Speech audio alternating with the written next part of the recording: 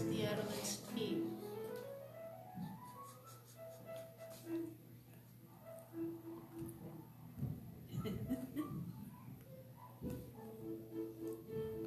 It's outlaw. It's outlaw. That's great. The long equal to my law. Welcome to the Vancouver Haida Language Program. Kaan Sanga Hinodikya Am. I'm called Kaan Sanga. Also, this is part of the Vancouver Haida Elders Collective, and we're financed by the Canada Council.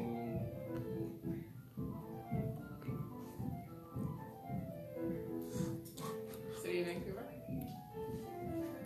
Arts Council BC. First Peoples Cultural Council. There, got it said. Something I would like to do today.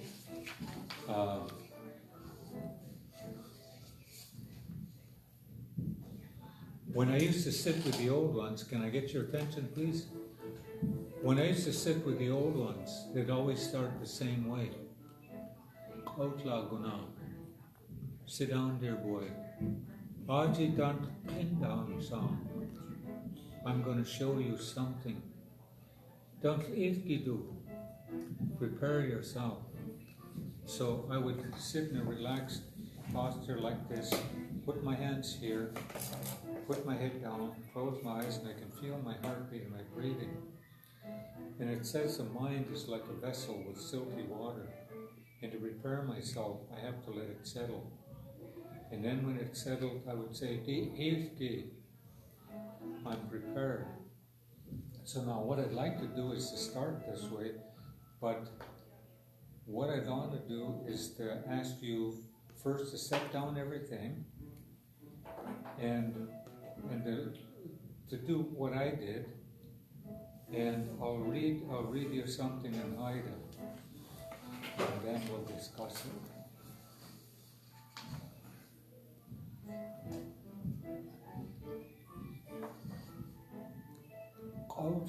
Kautla, Aji dalam kingdom song.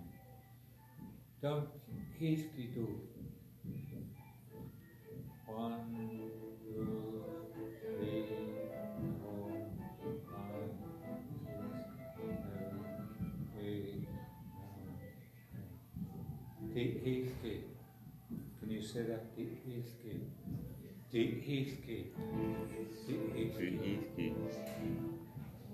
The island is gone, the Jocelyn is gone. Close your eyes. Just listen. Ignore the music. The island is gone, the Jocelyn is gone. Atlas is Atlantis. Article my lagen. The long article lagen. Kaan Sanga is gone. Kitu Pon is gone. Kauda Hangas Hinudika Am. Kats Akas Dio. Kats Akas Gustu Dik Wala. Chetlanas Hat Iodi Agent. Woodrow Morrison Jr. Hinudia Arts Hat Kilka Am. The Au Chayang Hinu Hatkil, Virginia Cloud Hinu Maiden Laga Hidan. Wagyan de Hansanan, Woodrow Morrison Sr. Kyagan, is Gantla Dai Hatkil Kyagan. The Nano Viola Nakatla, Young Hanbandas, is Gan Sly Towai Koyoas, Hinu de Non Kyagan. Hikta Handlais Dol Ejum. Long Aya Budana is Gan Delama Kilgu Lakas Song. Okay. Now I want to ask you, can open your eyes and I want to ask you a couple questions. First, just think about what you might have felt when you hear your own language. What does it mean to you? Even if it isn't your own language, what does it make you feel like?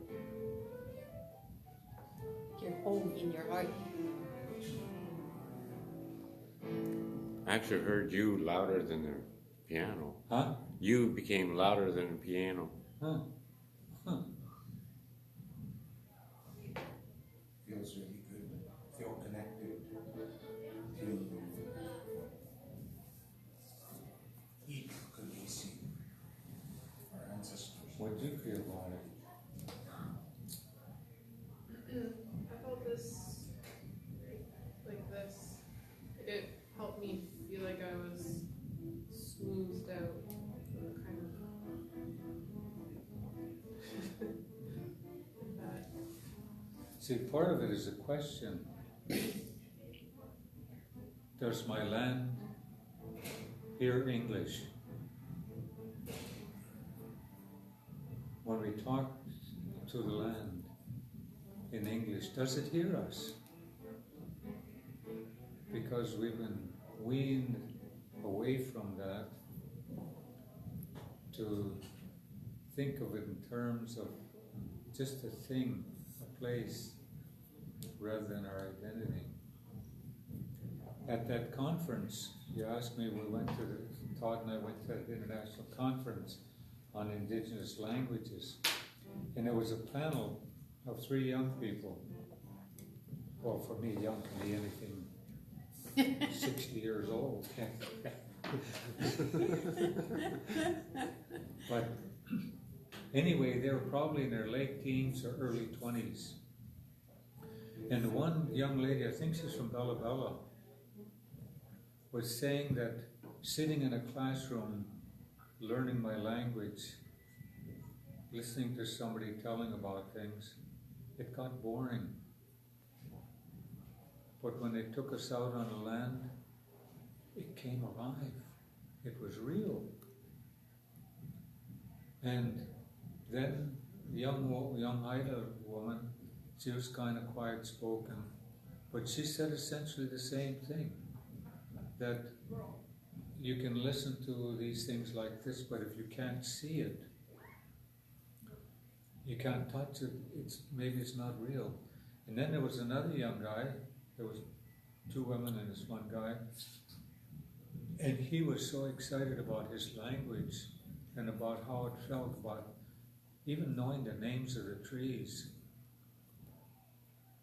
I almost went up there and asked if I could sign up for their language program. He was that enthusiastic about it. And so then I asked that one about, this was away from the session. Did they ever talk about ceremonies? She said nature is a ceremony. Because you can do all kinds of stuff, but if it doesn't come in here, that's where your spirit is. If it doesn't come here, it's just words. And so we don't need those kinds of things. There's some we need, but it's living with the land. Not off it, but living with the land. And I was listening to them talking about it, and I wish we had more people to listen to those young ones talking the way they were talking about how they felt about it. So what I'm going to be doing from now on, maybe, well, did they make some copies of these wind directions? Well, I got a copy. Thank you. Yeah, so what I want to do is to talk about these wind directions, but here's what I would like for you to do, is first of all, I'll give you a little bit of direction. See, these are the names of our people. I just went alphabetically: Heidelberg, Kassan, Masset, Skidegate, Keys, Hat, Keys, Hat, These are lava rocks that have been fused together. They're very old, something very old, and it suggests a complete unit unto itself. And then the people from Kassan, Alaska, Kushku was the name of the village before Tlingit started complimenting him on how beautiful the place was, Kusa'an. And so people kind of took to that and began to call it Kusan. But Kushku means the place where everything comes from, everything begins. Ku can be the doorway to a house. Ku is a woman's privates because this is where all life comes out. That's Ku. It's an island where the winter wrens nest. Taku is where all the food comes out of this bay where there's the big salmon here. So Gusku got that name shortly after we moved back to the Alaska side. They started a village on a small island, today's called Sunshine Island, and went from there looking for beaver houses and came upon a very large lake. And they hadn't really put up much fish for the winter. There wasn't much this one time. And when they got to the big lake, they walked along it until they found the outlet where it was flowing back into the ocean. And there were seals, lots of seals. They call it and a lot of dogs in them. So they sent runners back, and everybody moved their camp to this place. And they got a lot of seals, and they smoked for meat, and they dried and smoked the dog salmon, the chum salmon.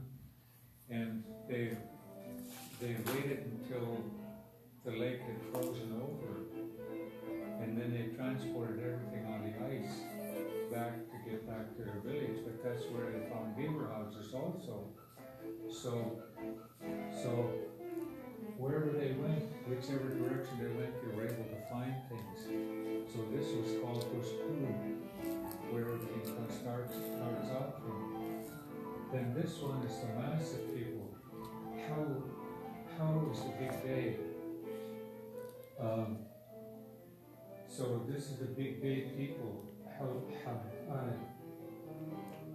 And then the Skidegate people. Well, there's other ones from around this area that are different, though, the mud eaters and some others. But the ones from Skidegate we call Hayu are round, smooth rocks on the beach, so it's the round rock beach people. But we call them Skidegate because of this large chitin. It's about that big, and it's kind of reddish. It's reddish colored, and it's almost like it's got velvet on it. It's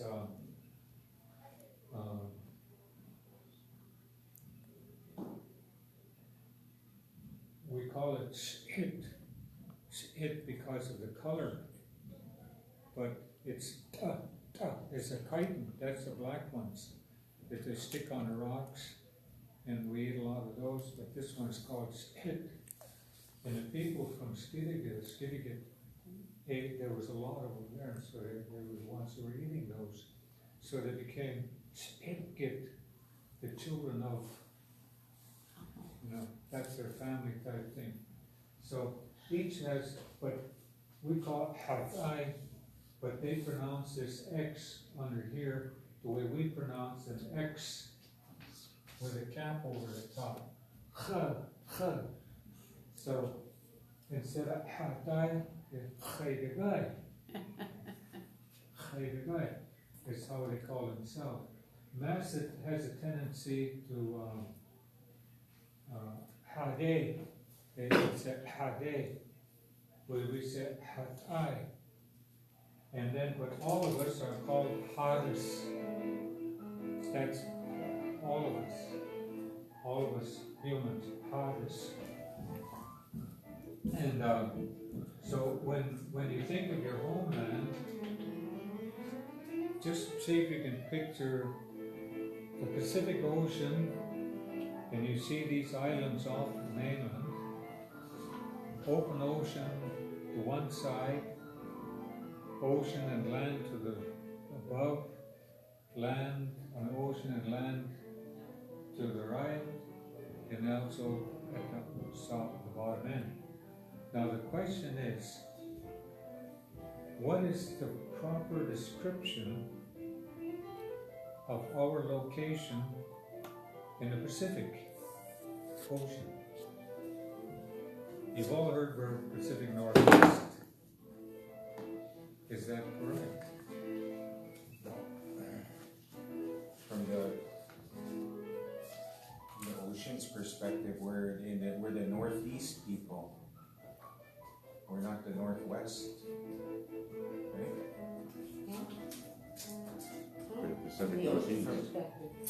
Yeah, well, the Pacific Ocean, we're northeast, we're not northwest from Japan's American northwest. continent. See, Asia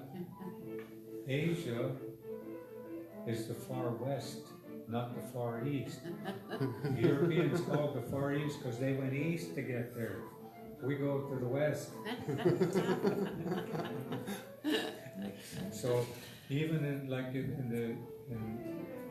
the U.S. military, well, the Navy would refer to that one area called Westpac or Western Pacific. So there in the Westpac, when my father and I were invited to go to Samoa to this festival of Pacific Island Arts, we were invited as Eastern Pacific Island peoples. So, yes, you're right. We are from, because when we say Pacific Northwest, you're looking at us from Ottawa, you're looking at us from Victoria, you're looking at us from Washington, D.C. But we are here. You're the Southeast people, you're the East people, or North people.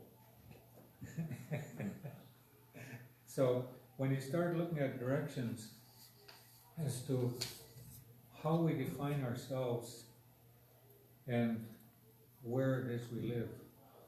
So anyway, I put together these directions, and actually they're not directions. You don't think of them in terms of a compass as to,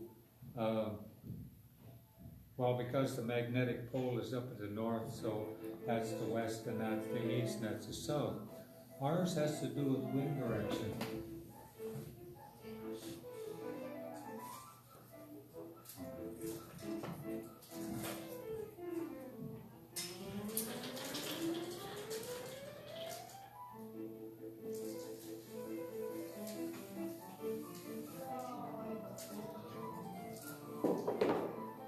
I'm about ready to go over and knock on that door.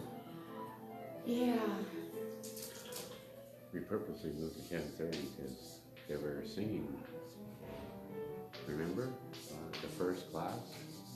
What happened? We don't really have this room if that's going on.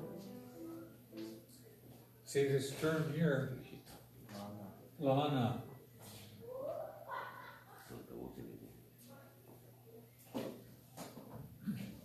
This term Lana, we use that word for village, but it's much more than just a conglomeration or a bunch of families and whatever.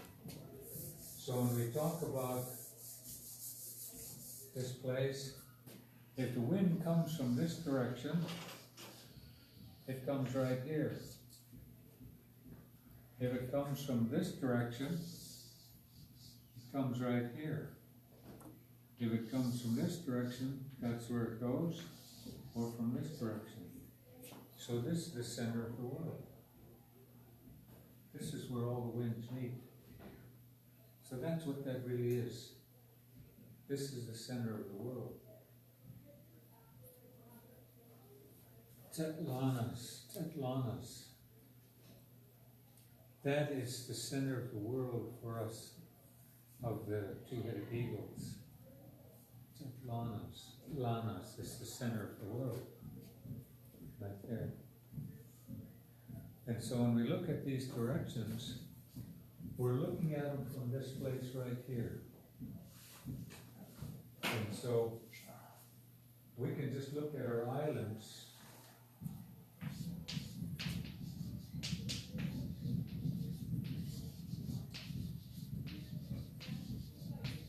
Now, I'm the one who made the mistake of writing this for Haida Gwaii. Because if you look at our alphabet, this is Gwi. 2 I's make an E. A-A-Y is I. Haida Gwaii. But I'm the one that did this back in 1988, sometime around there, when I was writing some stuff. And It's stuck. this was, no, I think, yeah, they had developed the alphabet, but I hadn't had access to it yet, so that's what I wrote, and it stuck. Where? In what stuff? Haida Gwaii, you know, in Masset and Skidegate, I was working for the Council of Haida Nation. And maybe I wasn't the one, maybe I'm taking, but I didn't correct it, we'll put it that way. And so, it doesn't matter as long as you know what you're talking about, I guess. I'll let other people figure it out, right? See, that's why you gotta have a sense of humor. It's like I was telling her, I don't know, the two of you haven't heard this, but what happens if you eat too much alphabet soup? I don't even want to know. You have a vowel movement. And Haida's got lots of vowels.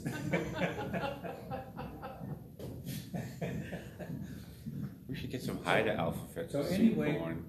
when we look at these directions too, like for example, when we talk about south August is when you're going south from Haida Gwaii. That's the reference point is Haida Gwaii, but up here is where east, or people refer to it as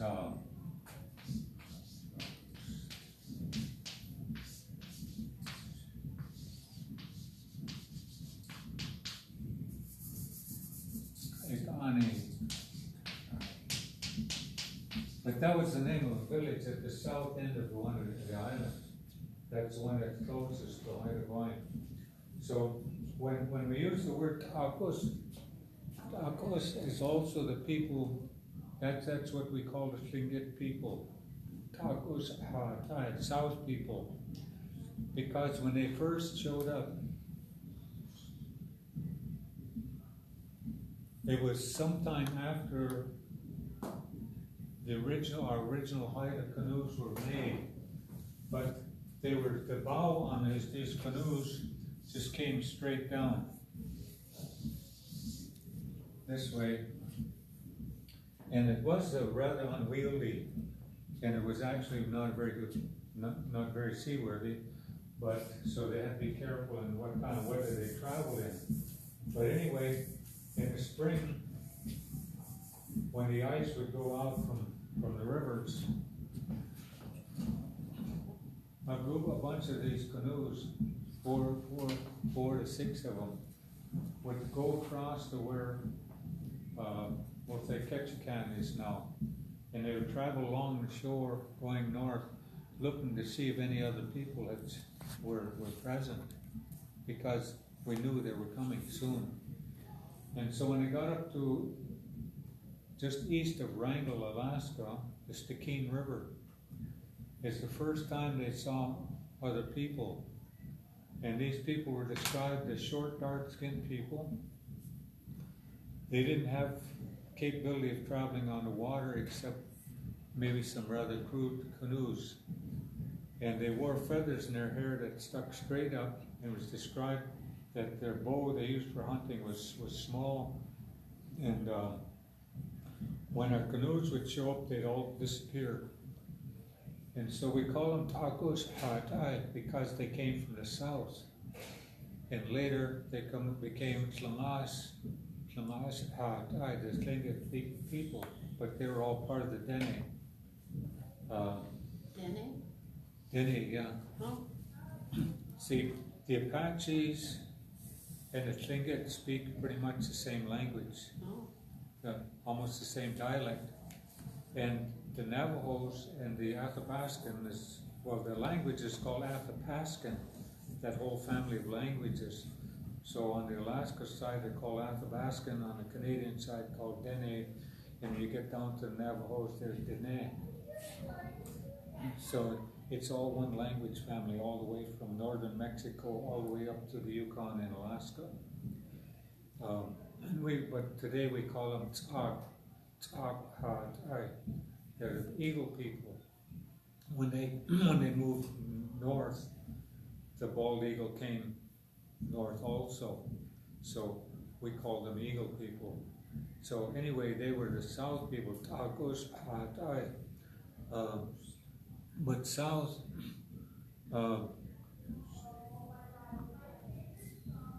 when we talk about if the word South from up on the Alaska side, if you can see over there, it says Atlagust. Atlagust. Atlagust is south from the Alaska side. August is south from Haida. And it's also, when we're pointing in a direction, Tagui is toward the south of Haida. It's in that direction, but it's not specific direction. It's there was an old man at home. His name was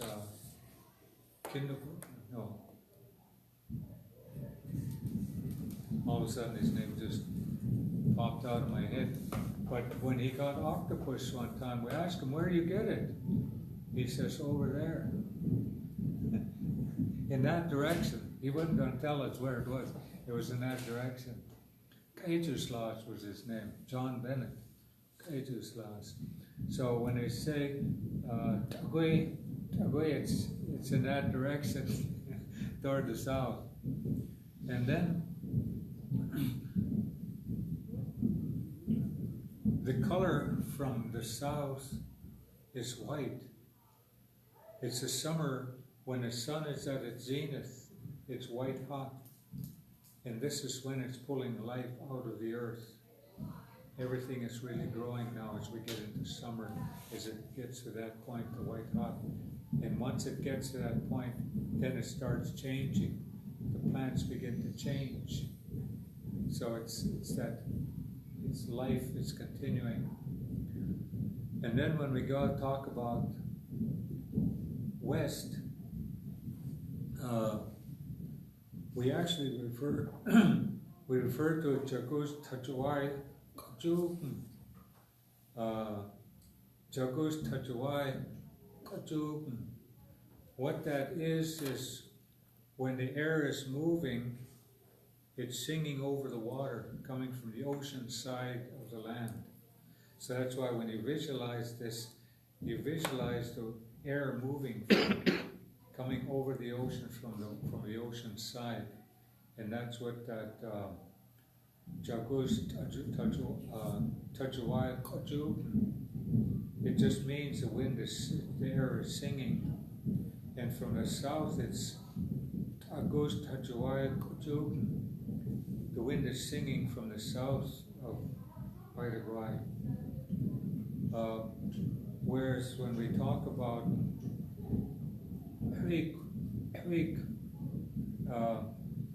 on the compass, that's southeast, but that's not really what it is. It's not coming from the east or from the south, it's coming from somewhere in between them. But this is the one that brings storms from the mouth of the Skeena River. So that's where the storm, because see, the weather patterns move in a counterclockwise direction. So by the time it gets to us, it's coming from the southeast, whereas way out there it's blowing from the north, and it circles this way. So when we get our storms that come from the southeast, occasionally from the southwest, but primarily from the southeast, and that's coming from the mouth of the Skeena. And then from the west, from Jagus, it's the color red. And the color red is because of how it looks as it's going down, as it's coming down. And also, it's symbol what it suggests or symbolizes, I'm not too sure which word to use, is that it represents death. It also represents the unknown future. So death in the sense that our future's unknown.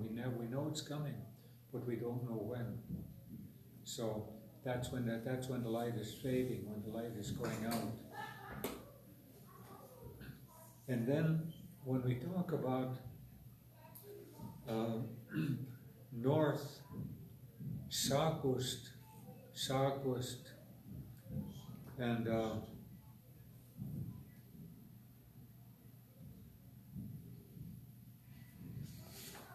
the north wind, we call Sagus Tajuai Juten.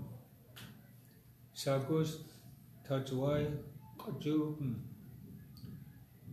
And this is the one that is represented by the color black. It's the comfort of darkness. That's where the things that can hurt you can't find you, they can't see you. It's sort of like you've returned to the womb. Everything you need is there. And that uncle that told me about, instead of praying to be restored, I just say, my spirit calls, take a look, see what I need. And so I asked him about that word bless. Oh, he said, it's the same thing as from the north, because it's a place where everything is there that you need. It's a place where the things that can hurt you can't find you. So that's what he said that word bless means in Haida. It has nothing to do with being touched by God or anything like that. It's just that it's put you in a position of where you've got everything you need. And the color black comes from at the north end of what's now Prince of Wales Island. There was a small, not quite, it wasn't a village yet, it was more of a camp. It was called Sagwakwan Lamai. Sagwakwan Lamai. Sagwakwan is the north end of the island, north end of the island camp. From there they could see the ice, this huge glacier.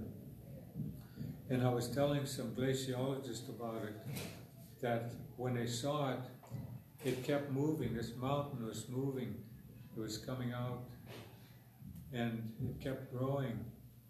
And they were curious as to what it might be. So a party of men went to see if they could see what it was. But like I told those glaciologists, they couldn't get close to it because the wind was too strong. It was black. And he said the ice was so hard that the light couldn't penetrate it. That's why it looked black.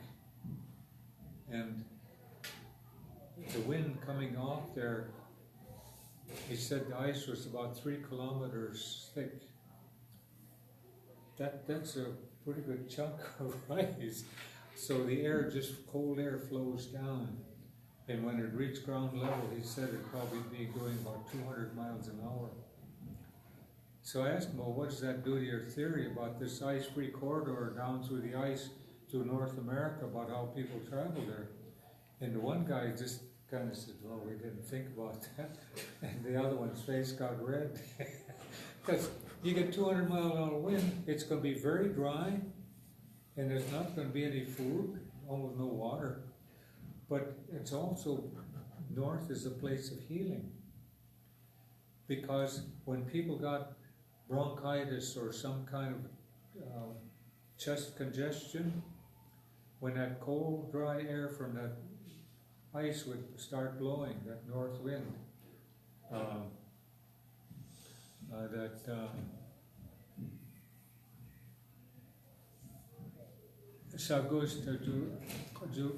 when that came, it would dry up that chest congestion. And it's like when there was lots of tuberculosis, people were sent to sanitariums in Arizona and places like that where the air was dry. And that's the way this is. In February at home, for about 2 weeks, we'd get a cold, dry wind from the north. It was clear sky, but this cold, dry air. And this is when they bring in halibut and hang it outside to freeze dry. And they dry halibut in the wintertime, that way freeze drying it. So when we think about these directions, we're not talking about compass points, we're talking about the air is moving, it's singing over the ocean from the ocean side, or it's singing over the land in the mouth of the Skeena, as it's coming that way. Or when we get to the east, Saat Lagast, Saat Lagast. This was the one that's called the wind from the sky. It comes down the Nass River, but it's wind from the sky. During the time of the ice, there was a wind called Saat Lagast. It came straight down. It was so cold that whatever it hit froze solid. And these paleontologists, whatever kind of ologists, found mastodons and whatever frozen solid with vegetation in their mouths. They were eating when they froze. And this isn't just a small little place. If any of you ever see this movie called, I think it's called The Day After Tomorrow,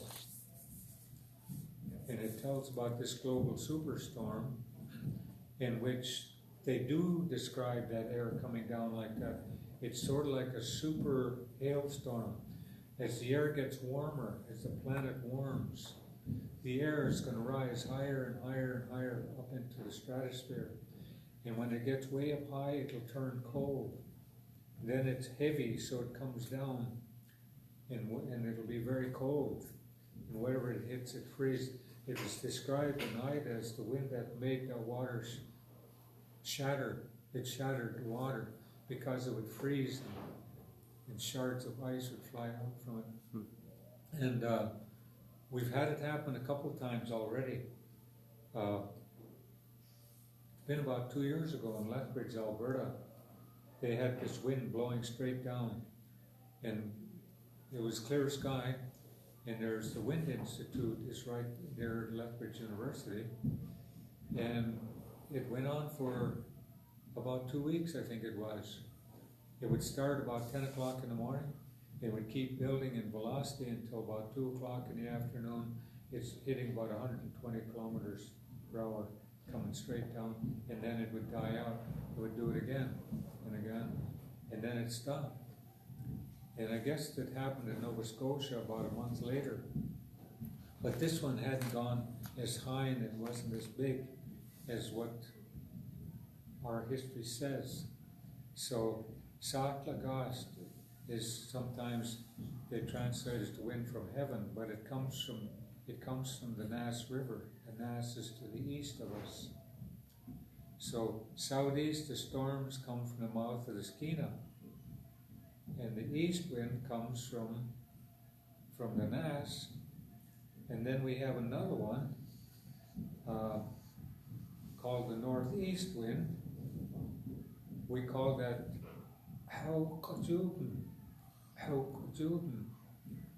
And this is the one that isn't from the east or from the north, but this is the one that brings food.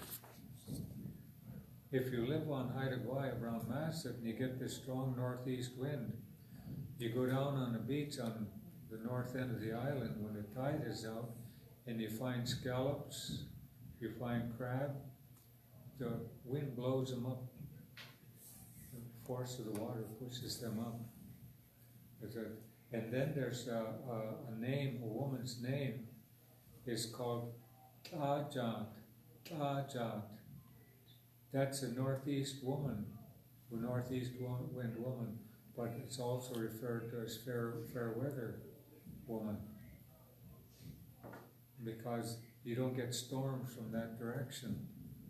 The storms come to the southeast, the southwest, and sometimes from the northwest.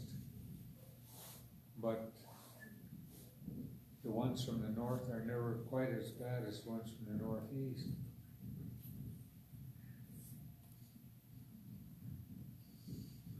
So that the word kaju is to sing.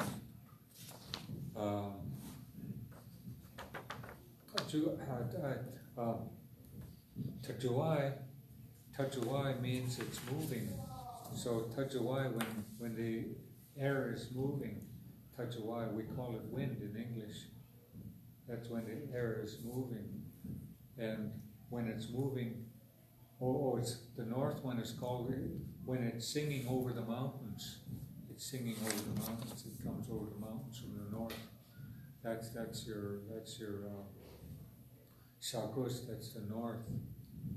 And then when it's coming from the east, it's coming from, it's singing from the mouth of the skina. But on here, it's just called Satlakas Tajuai Kojugan, because it's coming down. It comes over the tops of the trees and then straight down. In Heidelberg, and the boat harbor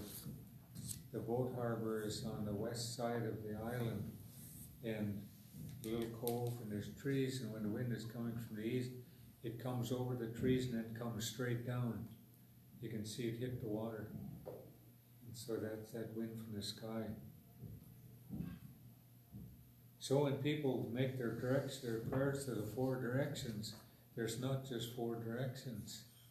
It's always moving, it's always alive. It's not just a diagram. So we say Haida language is dynamic, as are all your other indigenous languages. So they're not just a bunch of nouns and objects and conclusions. They're dynamic, they're verbs, and things are always becoming. Even like somebody asks, what color is your hat? Well, it's green. Well, in Haida, it's really saying it's being green. Because when the light changes, it's going to be something else. So colors aren't fixed. And that's why when we don't talk about creator, we talk about the big spirit in the air. It's invisible, exists nowhere, in nothing, and brought everything into light. So it didn't create everything, it said it brought it into light. Without life, nothing exists. Oh, and then from the east, I forgot to mention that the color is yellow. This is a new beginning. When you hear people singing happy birthday, Hatkish, Kaisangayu Da'ich, Kaisangayu Da'ich, Kaisangayu Da'ich. It's saying today's the day you're born. So Sanglanai is when people call that daybreak or sunrise, but what it's saying is this is when the light is sweeping away the dark. And so that's when new life is beginning. And that's that golden color in the morning when it's first coming up. So yellow is that color from the east. And it's a new beginning of life each time as the light repairs. And that prayer that was made where they would thank the sun for coming back.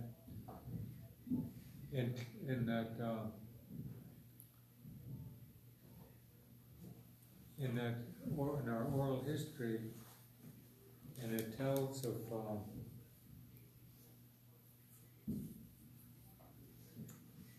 trying to figure out how to describe this. Finally, when the sky was cleared of this blanket of soot and dirt that covered the sun so you couldn't see it. So when it finally reappeared, that was Sanglanai.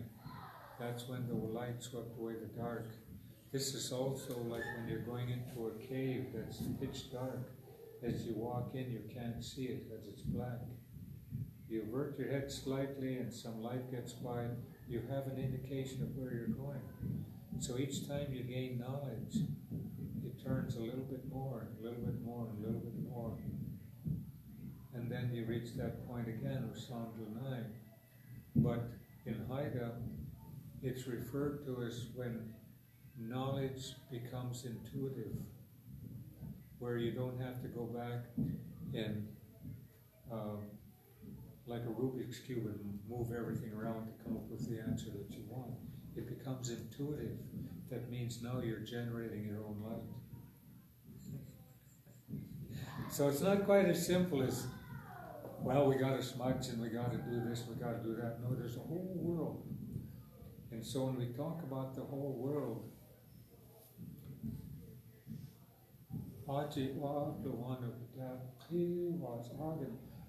all these things, we're all related and we need each other to survive. So when we look at these directions, we're not looking at something that's drawn on a piece of paper. It's something that's alive, it's always moving. It's never just, and we're at the center of it. Everything is coming to us. And we also go to meet things.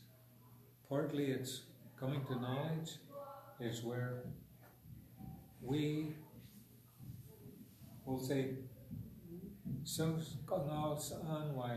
has made it available. Now we have to look for it. And when we see it, we have to ask for it. If we don't ask for it, we won't get it. But if somebody asks for it, I can never say no. I have to determine what is it you really want to know, and how much can you handle, and how fastly can you absorb it. So it's not just very simple. It's not just words. So when you do begin speaking Hotkiss or any other language, now you're going to be able to have pictures in your mind of what it is you're talking about. So when you say west now, you can picture this air that's singing over the water from the seaward side of the land, or the air that's singing over the mountains,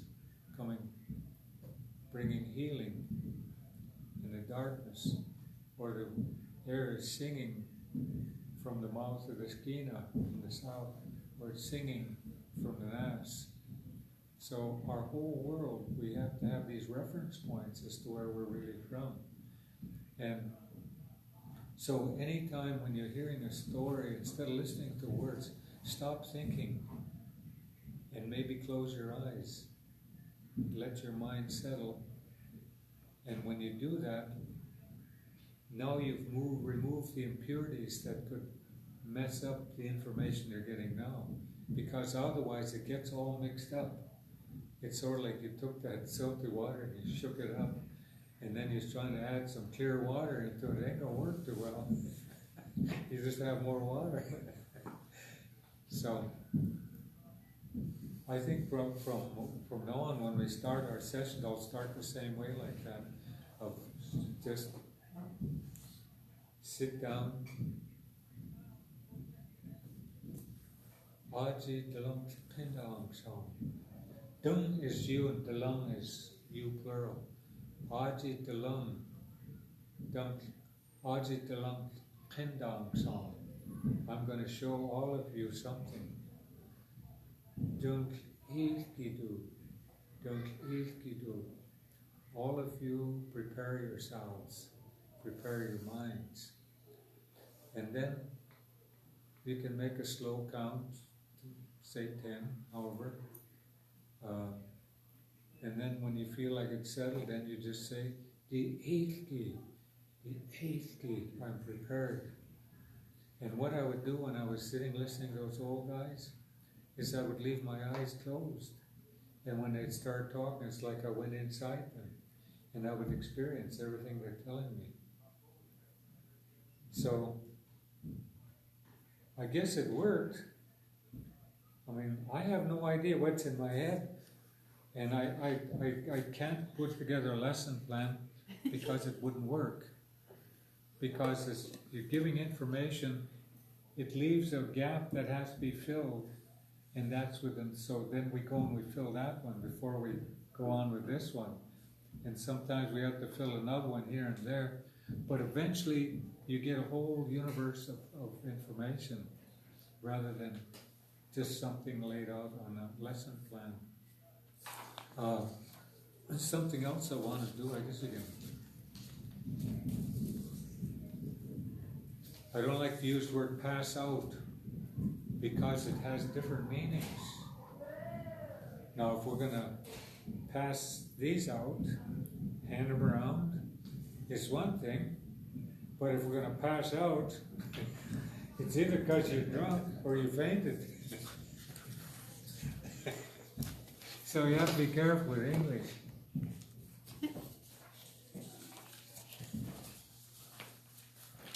Now these need a bit of editing. I sat down and wrote these out longhand. Then there at Backfast, this guy, a temporary worker, I asked him if he'd type them out for me, and he said, "Oh, okay." And then they created these brochures.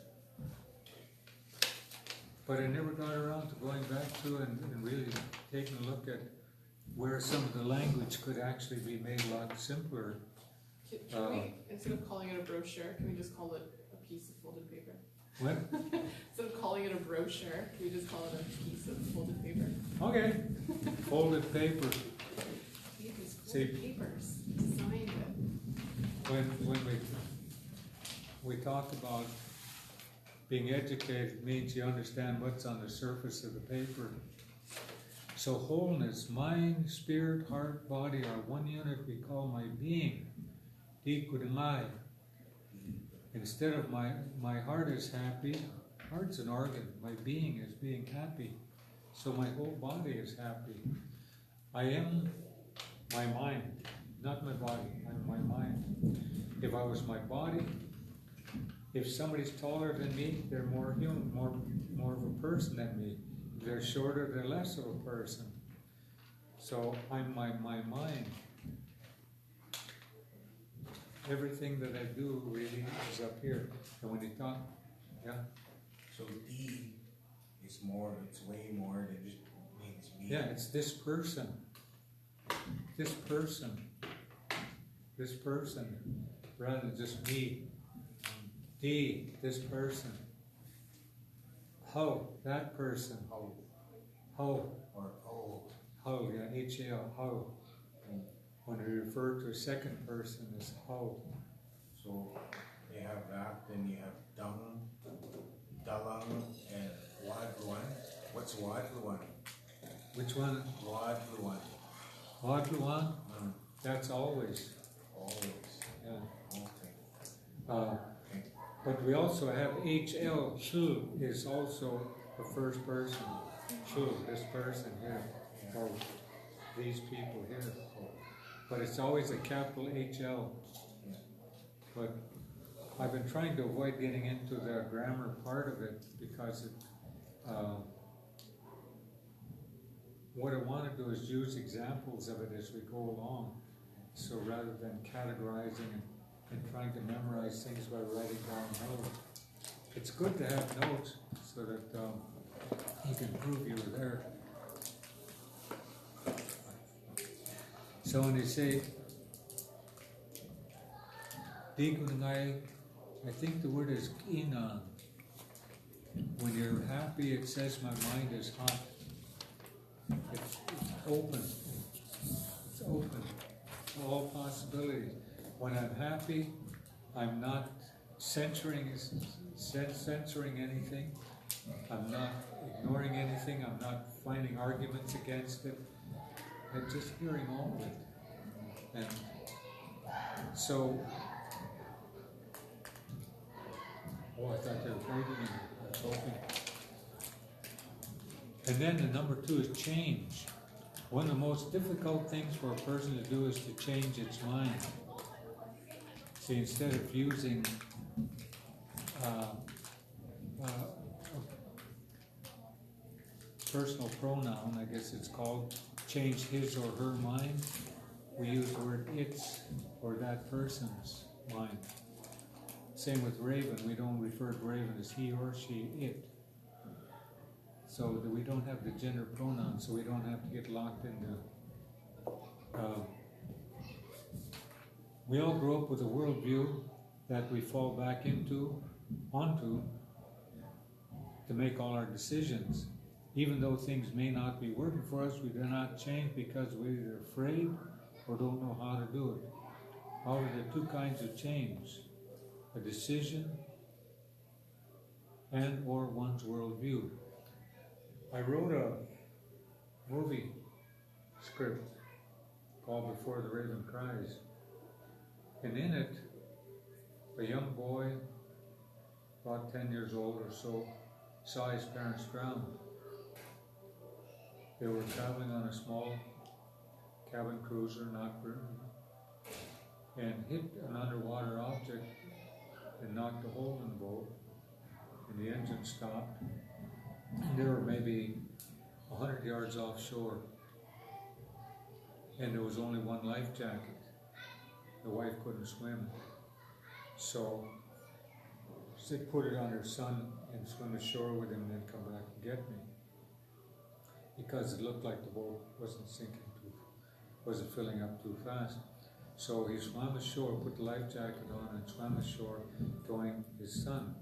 Well, the life jacket sort of made swimming a little bit more difficult than normal.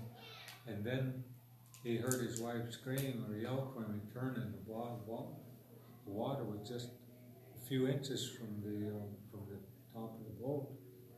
And so he grabbed the life jacket and he was trying to swim with that life jacket, and the boat went down. Well, he let go of the jacket, and when he got there, he dove down. His wife was tangled in some rope, I guess, and he didn't come up. So the boy just stood there on the rock watching, and that's how they found him. He was still standing there on the beach, and asked, "Where's the boat?" He just pointed like that, and that's when they found the boat with the two bodies. At the funeral, he was sitting next to his nan, his grandmother, and she said, "It's okay to cry."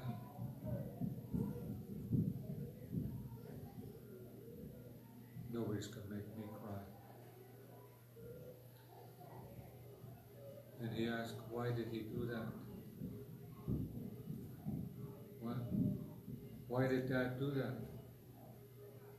If he didn't do that, he'd be here. Well, he's trying to help your mother. Well, I'm not going to help nobody. I don't want nobody to help me. So this is how he was. And his grandfather started training him to become a clan chief. And to become a clan chief, there's a 23-day ordeal that you have to go through. Well, his grandfather trained him swimming, running, hunting, all sorts of survival things. And then when there was time, they took him out to a place called Cape Shacken and threw him overboard. It's fall time when the storms began, and he had to swim ashore. And all he had with him was some moccasins made of sea lion skin. He had like a short leather skirt, a vest made of sea otter, a rain cape, a hat, a pouch, and a fighting stick that's like what the Maori carry. And in that pouch, he had a knife and a piece of string, and a little bow, and a stick for starting fires. And he had 23 days to make it home from there. And there's a bunch of islands and stuff. And so on his journey, his grandfather told him that to complete this ordeal, you're going to have to cry. You're going to have to ask for help. You're going to have to accept help.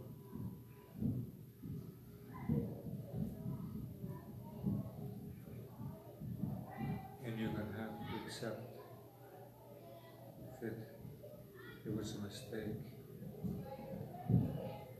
So as he's traveling, he finds 4 teenagers that have been shipwrecked, non-native kids, in a cabin. They're hungry, they're injured. He wants nothing to do with them. So he takes off, they see him, and they're yelling at him, please come back, come back. And as he's leaving, he heard his Sanam tell him, become a man. You have to be kind and gentle to the weaker ones and to our sisters. So he turned around and went back. But to show his displeasure at having to be hampered with him, he pretends he doesn't speak English, nor does he understand English. He'll only speak Haida to him. But he fixes medicine for them, they're injured, they're hungry, he gets them food, and they stay with him. And so there's a point at which he gets injured. And some of it's my own story about how I got impaled on a tree root. I actually fell off a swing and landed on my back and stuck right in my lower part of my back on the left side here, and I couldn't get up.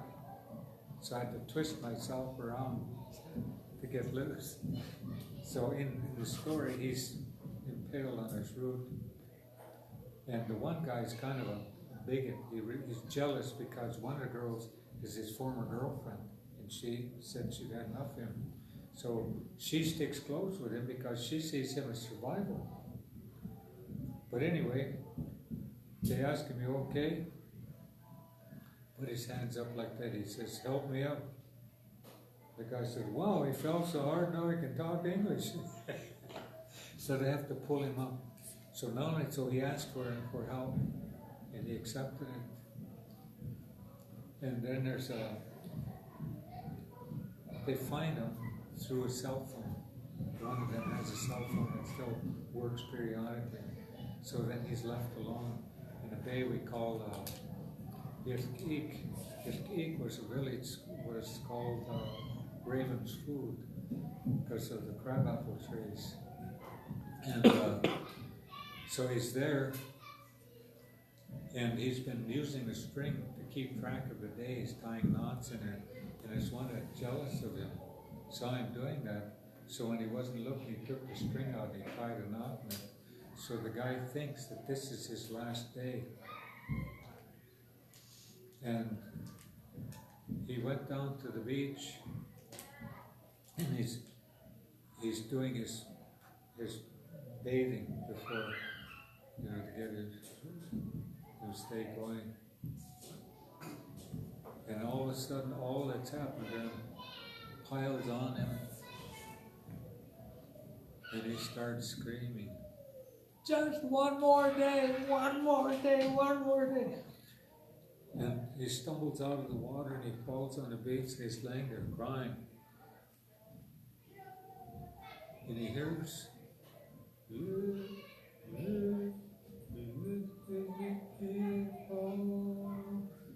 and he turns and looks, there's a big rock there that looks like a sculpted black raven. And as he's watching, it's turning white.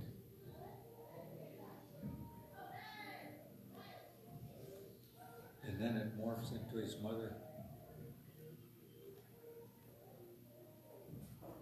And she's walking toward him, and he starts crying, Mommy, Mommy, Mommy. Grabs a hold of her. I'm sorry, I'm sorry. I got mad with you for leaving. She's talking to him. Said, I'm proud of you for the man you're becoming. And so anyway, he notices something changing, but he can still hear that tired paddler song.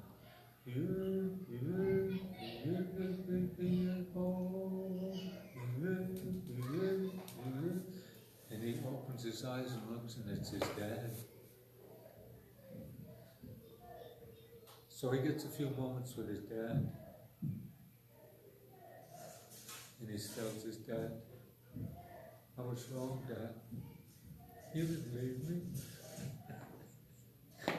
So, his grandfather told him, when you can do those 4 things, then you'll get a new name. And he told his dad that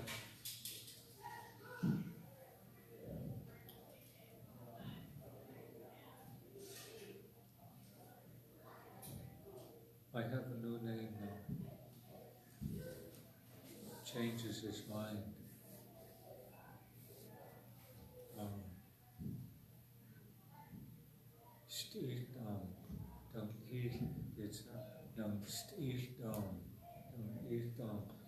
He changed his point of view.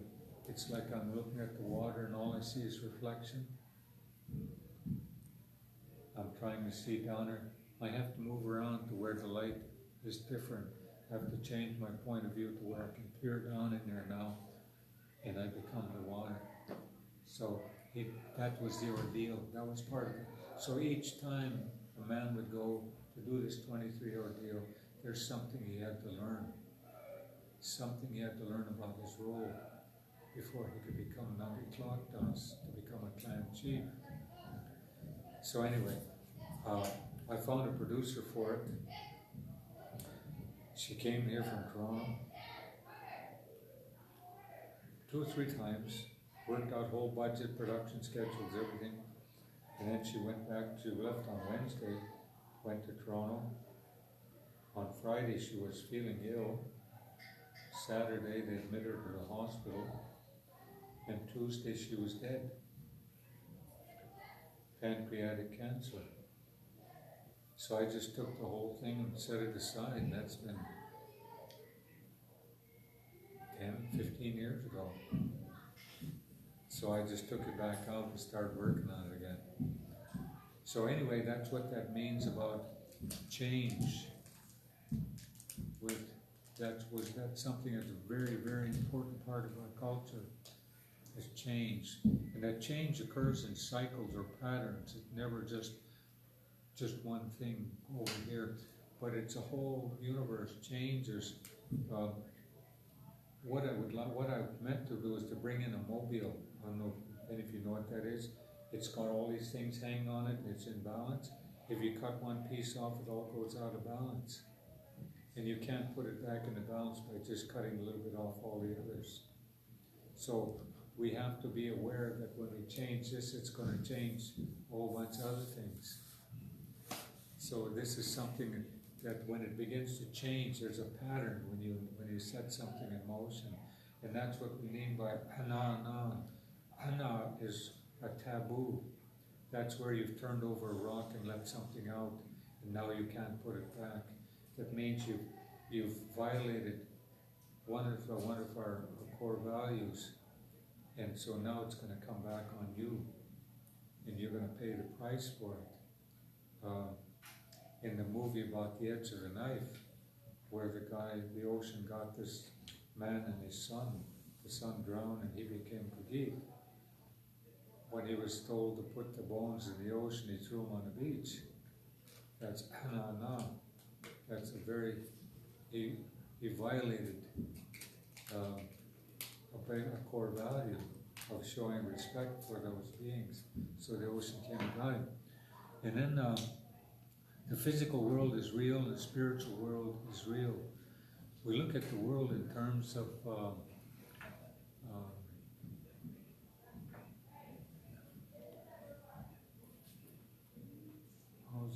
I always forget that word. Anyway, it's not supernatural. There's another word for it. But anyway, the world of spirit and the world of physical, there's no line that divides it. It's our ability to see it. So everything is spirit. And so everything is either tangible and intangible. Our concept of the Supreme Being, Anwa is the intangible one. We can't see it. It's like air, it's invisible. But it brought everything into light. And the other part of it, Hanwai, big spirit that's the atmosphere or in the atmosphere, we can always feel its presence. And it's so big it fills every corner of the universe and every fiber of my being. So it's not someplace out there, it's not hiding up there behind a cloud waiting for me to mess up. And it's not a game, it's real. We were doing a movie, White Fang 2, and Al Harrington was playing the Haida chief. He's Samoan and Hawaiian. And there was a sequence where he was to walk out in the river to do his morning bath. And the Squamish River is very cold water. So what they did, special effects brought in these 2 huge tanks and heated the water, so the water was actually quite warm. And they took a large fire hose and buried it in the tank so you couldn't see it, and took it out and put it in. Like the river's flowing down this way, but they placed a nozzle upstream. And so they marked where his mark was to where he was to sit down in the water, because he'd be in this sort of like an umbrella of warm water. And I told him, I said, this is not acting, this is real. So treat it that way. And so as he was starting to wade out, there were 2 eagles up there circling real close to each other. And he raised his hands like that, or he did this, I think it was. And he was watching them. And then they went away, and he looked down, and then he sat down in water, and he missed his mark. He sat in that ice cold water.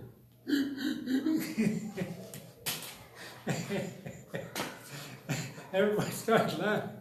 People scrambling out in the water to get him. He's trying to get back to his feet. And I told him, I said, I told you it's real. You don't play with it. So anyway, then people can acquire new gifts. That means you have to open your mind to all possibilities. And one of the ways that was done was I was told when I'm walking along, if I'm looking straight ahead, don't look at what's straight ahead. I might be looking straight over there, but it's kind of blurry, but I can see everything here. So I'm watching the world moving over here while I'm walking that way. And sometimes I'll see something here that will cause me to change direction. And that's when we look at those old guys too, they say, stop looking at it this way, look at it this way. Look at it another way. And once you can start doing that, you can start actually learning how to do something different.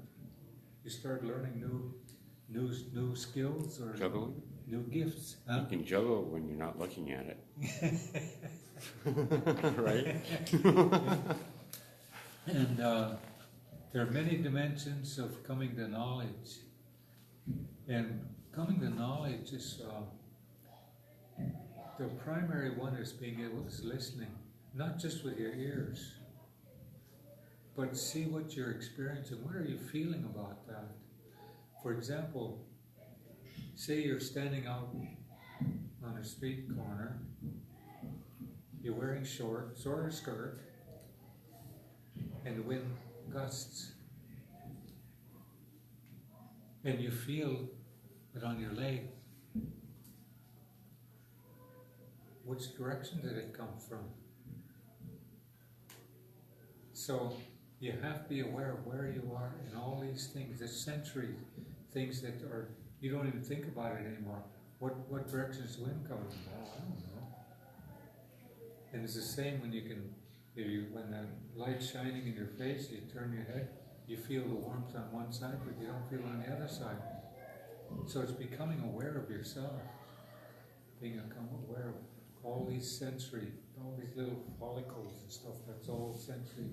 In your uvula, in high it's called stoma, that's in your throat, that little thing that hangs down, that's also a sensory device for being able to taste things before you can see them. The first time it happened to me, I tasted something strange. My uncle said, I'll show you. We went down the beach and there's a bear. It had real funny sweet taste to it. And so we go through life not really paying attention to ourselves. When I say die hat Atem,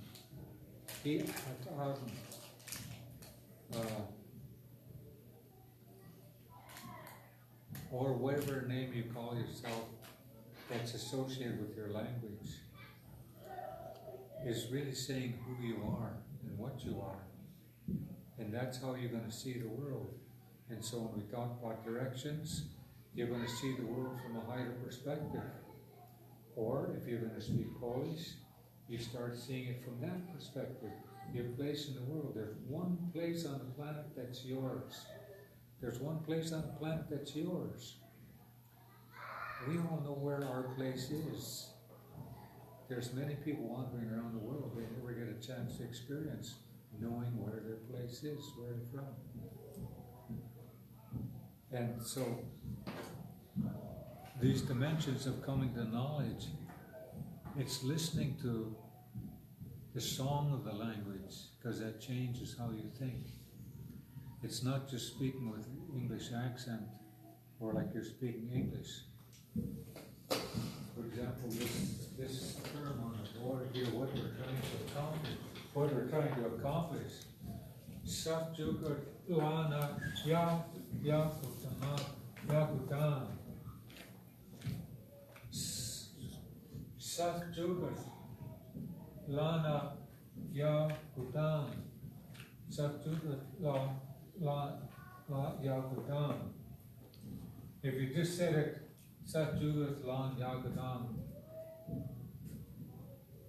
just the way you would say it in English if you're an English speaker, but you start putting the accent mark, yakutan, yakutan.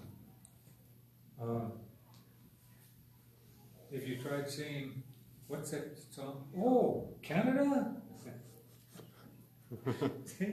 You put the accent in the wrong place, you got a different meaning. Oh, Canada. Oh, Canada? Oh, Canada. Oh, Canada. So that's what we mean by there's many ways of coming to knowledge. Good one. And also, children learn what they live. And one of the unfortunate things I've seen so much of is that people went to the residential school. They didn't just go there. They were taken there. And they learned the very worst of European culture and society. But before the residential schools, there was maybe almost 1 million kids. I don't know how many it was. I heard it on the radio this morning. I'd heard it before. How in the United Kingdom, they rounded up all these kids and shipped them to Canada. Orphans and whatever. And many of them were farm laborers. They were servants. They had pretty damn tough lives. And the same thing was done to them. Sort of as a warm-up to what was done in the residential schools and then the 60s school. So we have a whole lot of angry people that some of it's actually genetic. And so they say mean things to each other, like they say mean things to their kids. If you treat your child that way, that's the way that child is going to grow up. And we have to change that. The prophecy says that the medicine people will be called back from the earth by the tears of the children. And when the children start acting this out, like the march on Washington, D.C., walking out of the schools because of them not dealing with global climate change, that's part of the manifestation of the tears of the children. So our job now is to go back to the way they in Heidelberg, the way they treated us was, our children don't belong to us. They're just loaned to us for a certain time. So we must love them. If we yell at them, they get scared and they can't hear. If we hit them, they really get scared and can't hear. So we have to be kind and gentle to them and guide them, listen to them. So that's what we're going to have to start doing. When I listened to those young people at that language conference, how they were describing what their experiences were, of how it affected them and how it affected everybody around them. That's why we've got to listen to them. They're going to have crazy ideas in our minds, but who knows, maybe they can make them work. But we have to listen, keep them talking, ask them questions about what they're talking about. Give them compliments. When I worked at Rediscovery in 1980, 8, 8, 9. There was one 12-year-old boy who was kind of a loner. And I was watching him, and in the morning they'd go down and there was a garden, and they'd go and tend things in the garden, and I waited for him there. And as they were arriving, I started leaving. And the boy that was the loner, he was way kind of about from here to the chairs, about 20 steps behind.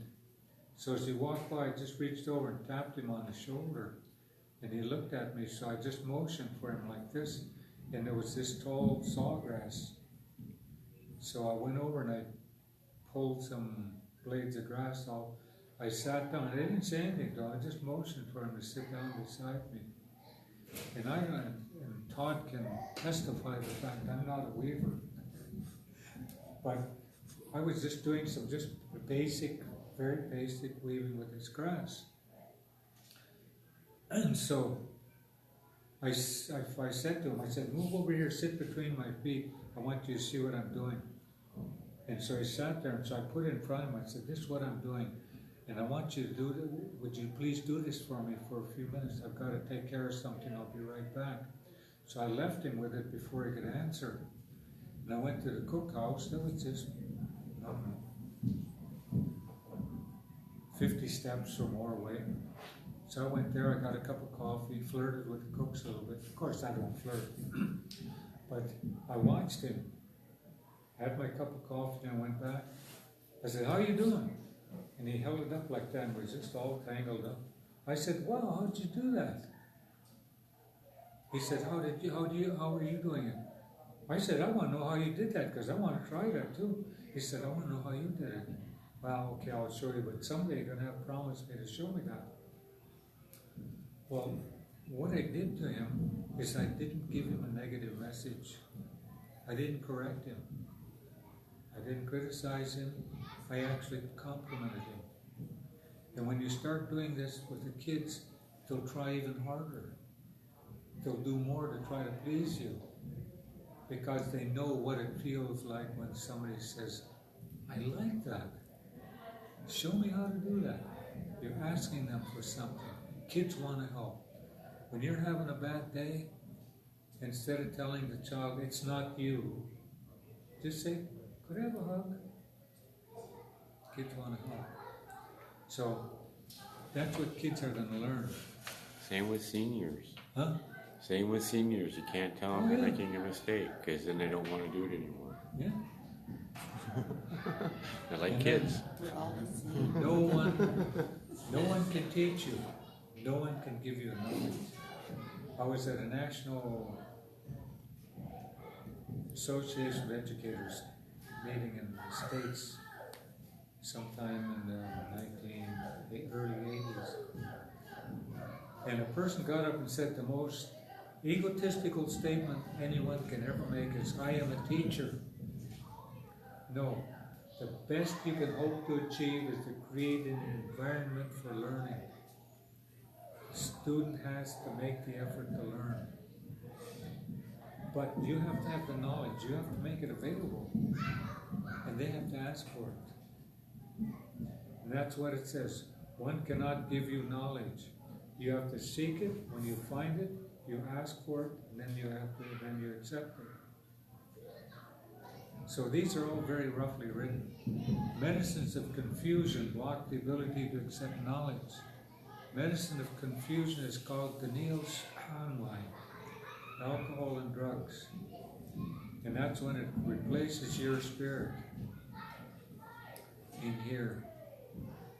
It's very much like a small child, a baby, when it's first born. Its spirit is only loosely attached and can leave at any time. So it always has to be kept within the sound of the heartbeat of another person.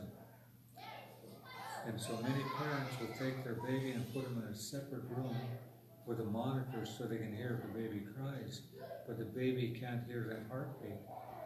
And so to my way of thinking, that's what the sudden infant death syndrome is there's nothing to hold them back, so they leave. It's the same way with drugs and alcohol. Your spirit is only loosely attached and can leave at any time. People overdose, whatever. And the only way that Canoe's convoy can be taken out is you have to push it out. When it has control of you, you push it out, and then the rest of us, my mind is strong for you because you're in that position. You have my unconditional support. And that's when that's a part of healing too, is we can't do it ourselves. So, that medicine of confusion, and a person goes on a journey to learn. When our canoes first got to, it was called Guatantlas. It's an island with a lake with fresh water. When it first got there were no other humans there until much later. And then when these other humans showed up, they called the island Kauai. They didn't even check with us first.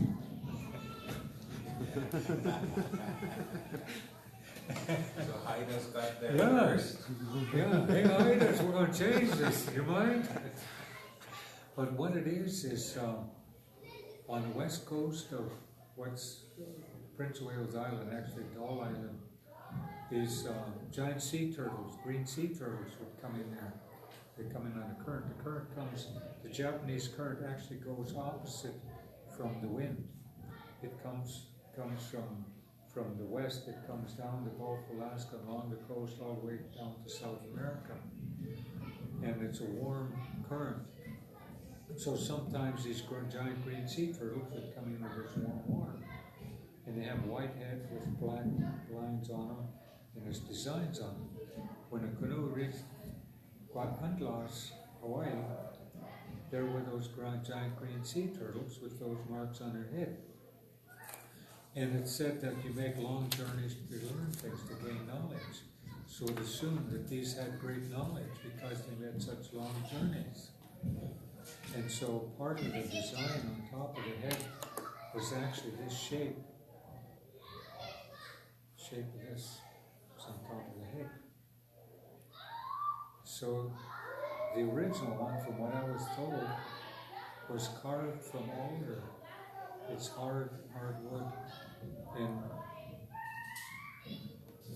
it contains the essence of the woman.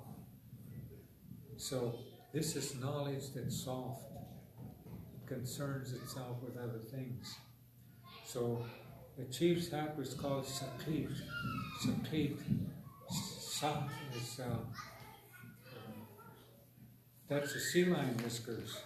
The hat with the sea lion whiskers.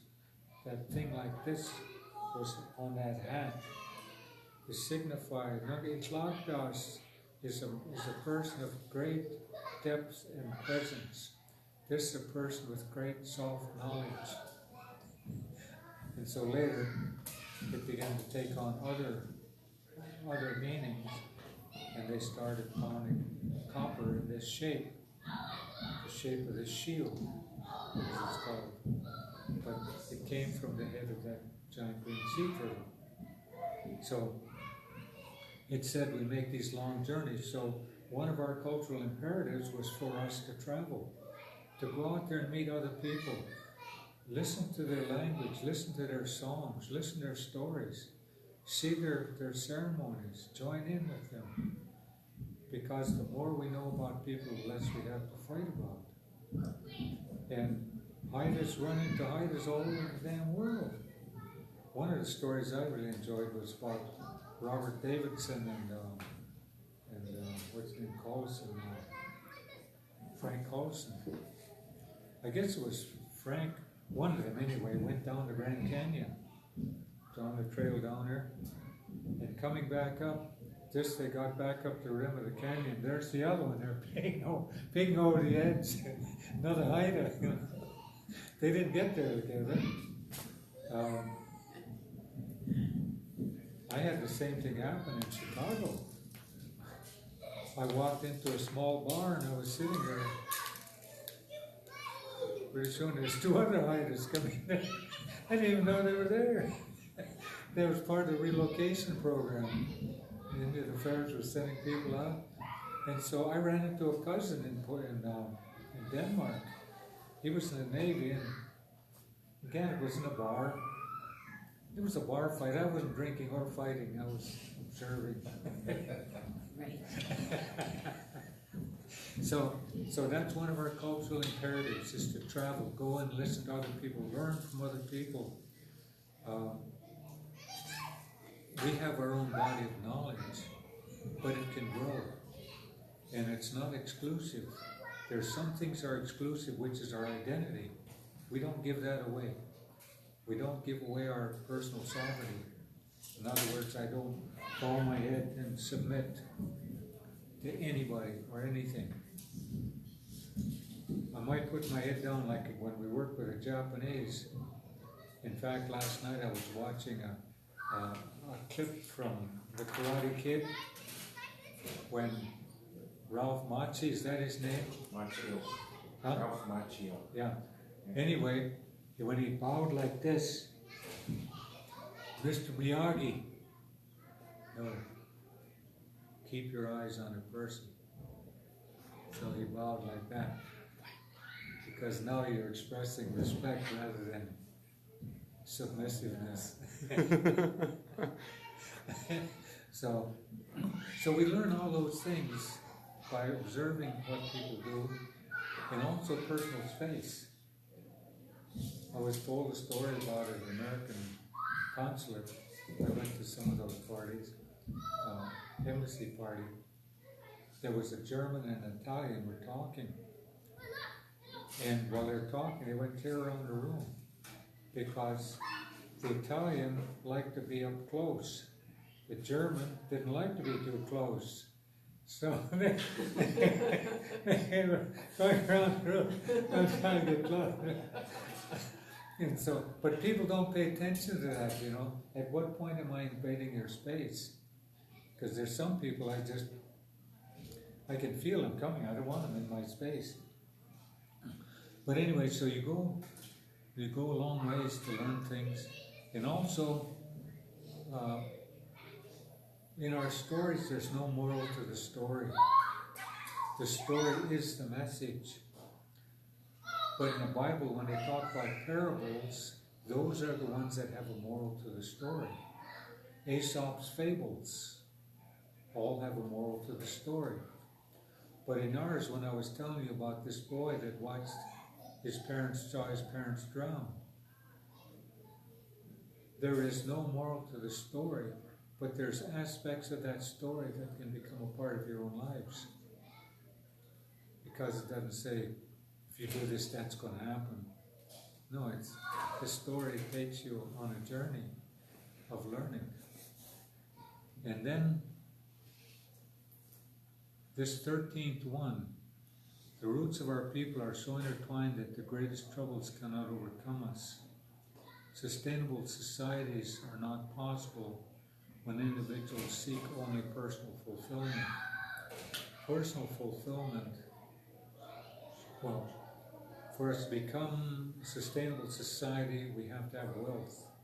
Wealth is the responsibility to share. But personal fulfillment is money, personal power. So you have this clash of values. One says no, for the society to survive, the clan has to survive. For the clan to survive, the crest or family has to survive. For the family to survive, the individual has to survive. So we're all interrelated. Whereas Western, we'll say industrialized societies, it's the individual that's more important than the society. Because even our dances, Morris Beale from Heidelberg, he told me that when you're the head of a large family, and he stood up and he said, you're standing, it's like a windy point. The wind is blowing, waves are coming over like this, and everybody's behind you. So you anchor yourself so that you can't get knocked down. No matter which way you get pushed, you're not going to get knocked down. So when that big wave comes, they said sometimes you push it aside, but you check to make sure everybody's there. Sometimes somebody gets washed off, but you can't save that one because you got to take care of all of them. sometimes that wave is too big, and you let it roll over you. And that's why we dance that way. It's not just ducking, sometimes you wax on, wax off.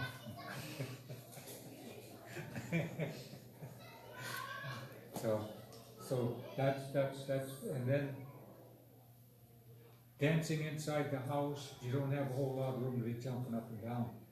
But when you're traveling and you got two canoes that are this far apart, and you've got planks, there's two canoes and there's somebody dancing on the plank. If they're jumping around, they fall overboard. So what it is it always tells you we have to anchor ourselves. We're anchored to this land. And so that's what we're representing when we're dancing too. So even if I'm moving forward in each way, and the women, they're doing the same thing. As to what theirs means, I don't know. It was none of my business, so I never asked. So anyway, I think it's time for lunch. Yep. Somebody's going to have to learn the word. Hosluan! Hosluan, enough. Yeah. It's enough. Ton. How? Ah.